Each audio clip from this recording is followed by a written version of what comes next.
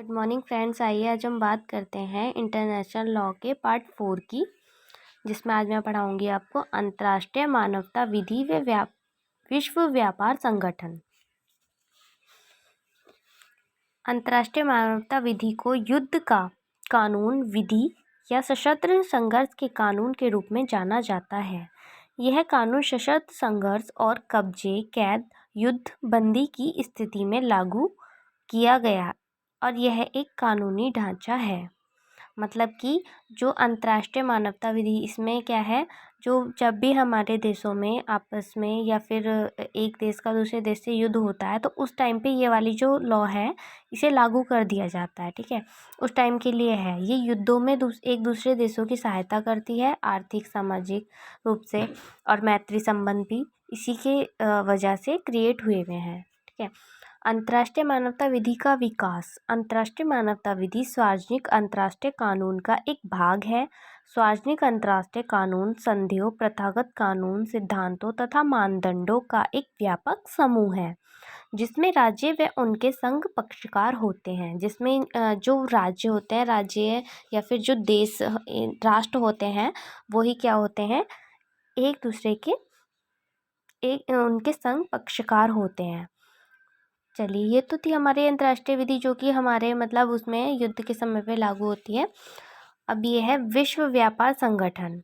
व्यापार में अड़चनों को खत्म करना, संरक्षणवाद पर लगाम कसना और विकासशील देशों के लिए अपने आप को अंतर्राष्ट्रीय बाजारों तक पहुंचाने का अवसर देना मुख्य ध्येय था। इसका जो मुख्य ध्येय था वो टोटली क्या था कि जो व्यापार में अड़चनें आती हैं उनको ख़त्म करना और संरक्षणवाद पर लगाम कसना और विकासशील देशों के लिए अपने अपने व अंतर्राष्ट्रीय बाजारों तक उनको पहुंचाना। इसीलिए विश्व व्यापार संगठन की स्थापना की गई थी। इसकी स्थापना कब की गई? इसकी स्थापना 1 जनवरी 1995 को इंडिया सहित 123 देशों के मंत्रियों ने हस्ताक्षर किए, तो तब ये क्रिएट हुई थी, मतलब तब इसकी स्थापना हुई थी।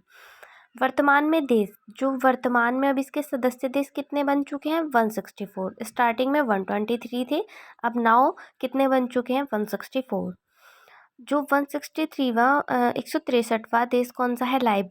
लाइबेरिया, जो जुलाई 2016 में इसका सदस्य बना। और 164वां लास्ट देश जो है, सबसे लेट जो बना, वो अफगानिस्तान है। 29 जुलाई सन 2016 को ये इसका सदस्य बना। अब हम बात करते हैं विश्व व्यापार संगठन के प्रमुख अंग। तो विश्व व्यापार संगठन के जो प्रमुख अंग हैं वो हैं हमारे मंत्री स्तरीय सम्मेलन, सामान्य परिषद और सचिवालय। मंत्री स्तरीय सम्मेलन क्या है? जो 2 वर्ष में एक बार इसकी बैठक होती है, मतलब मीटिंग होती है। और सामान्य परिषद क्या है? मंथ में 1 टाइम वर्क, मतलब कि हर मंथ इसमें वर्क चलता है, ऑफिशियल वर्क होता है और उसमें सभी मतलब पूरे वर्क पर गौर की जाती है, कहाँ पर क्या मतलब व्यापार से रिलेटेड रूल रेगुलेशन सभी से संबंधित। सचिवालय, इसमें एक डायरेक्टर जनरल होता है जिसका कार्यकाल, मतलब इसका जो टाइम पीरियड होता है वो 4 वर्ष का होता है। जिस तरीके से हमारे देश में राष्ट्रपति का 5 वर्ष का होता है, उसी तरीके से इस सचिवालय में एक डायरेक्टर जनरल रखा जाता है जिसका टाइम पीरियड कितना होता है? 4 वर्ष का होता है। और जो कि वित्तीय स्थिति और बजट को देखता है। विश्व व्यापार के संबंध में समितियां, तो इसके जो विश्व व्यापार था हमारा, उसमें संबंध में कितनी समितियां हुई थी? तो 2 समितियां हुई थी। विवाद निवारण 2 समितियां हुई थी भी, और अब भी 2 समितियां ही मेनली होती हैं, विवाद निवारण समिति और व्यापार नीति समीक्षा समिति। विश्व व्यापार संगठन का उद्देश्य, दिस इज द मोस्ट, कि विश्व व्यापार संगठन का उद्देश्य क्या है, मेन पर्पस क्या है इसका? तो व्यापार व वित्तीय गतिविधियों को इस प्रकार चलाया जाए जिससे पूर्ण रोजगार सुनिश्चित हो सके। मतलब व्यापार को इस तरीके से चलाया जाए जो एक दूसरे देश हैं उसमें रहने वाले जो सदस्य हैं उनमें क्या हो सके, रोजगार उनका सुनिश्चित किया जा सके। विश्व व्यापार संगठन व भारत। अब हम बात करते हैं विश्व व्यापार संगठन के भारत, जो विश्व व्यापार संगठन है उसके भारत से संबंध कैसे हैं, उससे भारत और उसके बारे में बात करते हैं। क्या है? भारत गेट व WTO दोनों का सहायक सदस्य है। इंडिया ने WTO के प्रावधानों के अनुरूप आयात शुल्कों में कटौती की।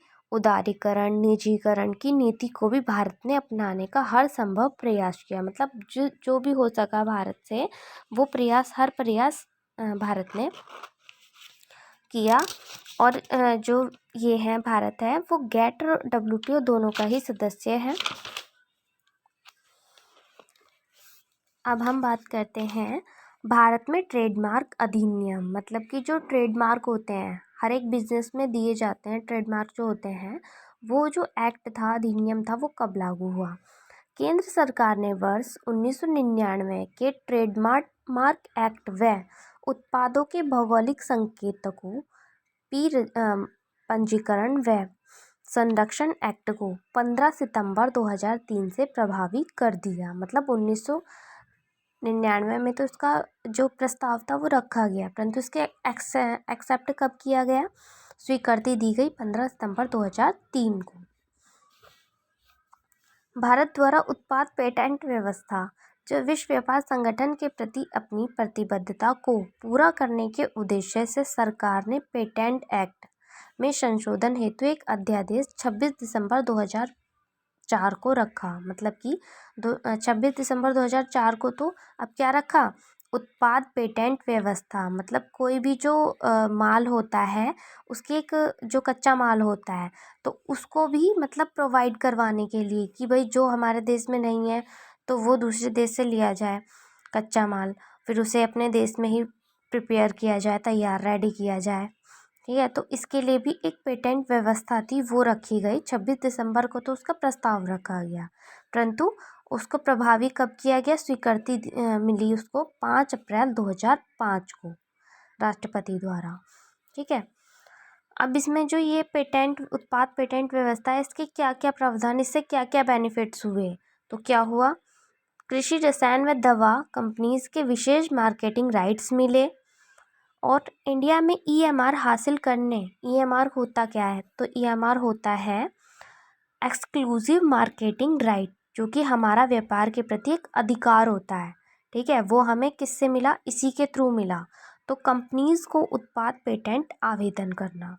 थर्ड, EMR 5 ईयर्स के लिए वैलिड। मतलब कि अब जो EMR थी हमारी एक्सक्लूसिव मार्केटिंग राइट जो था, तो पहले वो उसका कुछ टाइम पीरियड नहीं था, बट अब वो फिक्स कर दिया गया है कि EMR 5 ईयर्स तक के लिए वैलिड है।